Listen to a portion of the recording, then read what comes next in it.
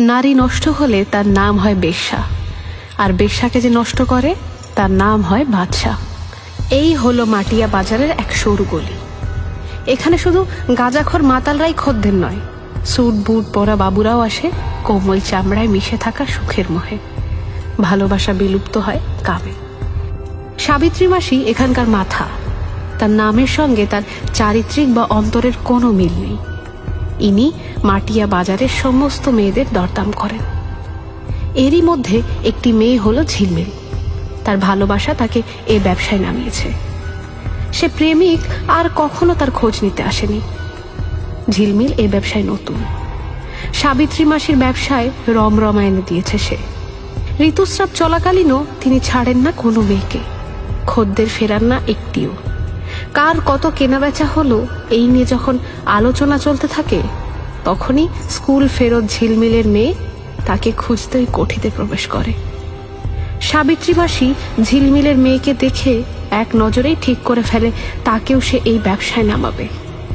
কিন্তু ঝিলমিল সাবিত্রীর মনোভাব বুঝতে পেরে তার মেয়েকে নিয়ে বেরিয়ে আসে।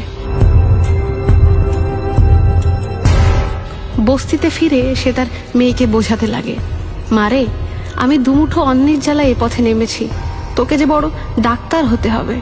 এসব আলাপচারিতার মধ্যেই ঢুকে পড়ে সাবিত্রী মাসি। হাতে এক উপহারের থালি ঝিলমিলের মেয়ের দিকে বাড়িয়ে দেয় সে।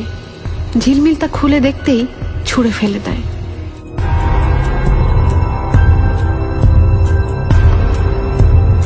এবং অপমানিত করে তাড়িয়ে দেয় সাবিত্রীকে। কিন্তু ওই যে সে ফোন দিয়ে এটি এসেছিল, ঝিলমিলের মেয়েকে সে এই ব্যবসায় নামাবেই। তাই তার ছেলেদের ইশারায় ঢুকিয়ে দেয় ঝিলমিলের ঘরে, তুলে নিয়ে আসে ঝিলমিলের মেয়েকে।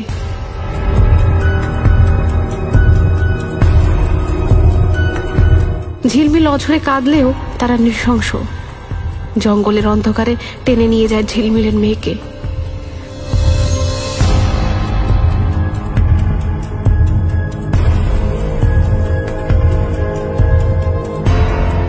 সর্বনাশের কিছুক্ষণ আগেই হঠাৎ পাপিষ্টরা দেখতে পায় মা কালীকে। আজ মায়ের বিসর্জনের দিন। তারা ভয়ে আটকে ওঠে। মা হয়তো আজ ওদেরই বলি চান। মা কালী হলেন মৃত্যু, সময় ও পরিবর্তনের কর্ত্রী।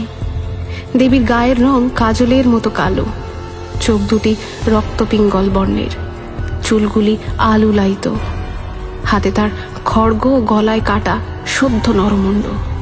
দেহটি শুকনো ভয়ঙ্কর। তার দেহে নানা অলংকার থাকলেও তিনি উন্মুক্ত, উলঙ্গ।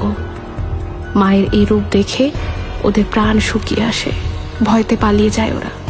ঝিলমিল ও তার মেয়ে সে যাত্রায় বেঁচে যায়। মায়ের দর্শন লাভ করে ওরা।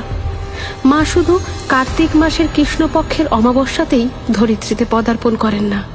পৃথিবীতে যতবার মানুষরূপী অসুরের জন্ম হবে, মা ততবার পাপের বিনাশ করতে এই ধরিত্রীতে আবির্ভূতা হবেন।